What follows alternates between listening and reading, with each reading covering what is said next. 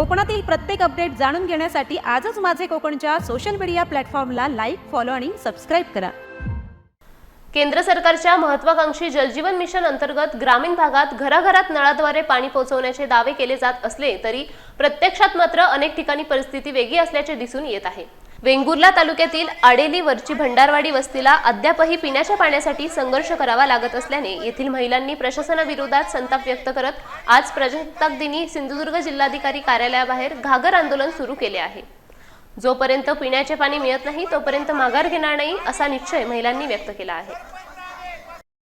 नमस्कार, माझे नाव साक्षी योगेश कुबल।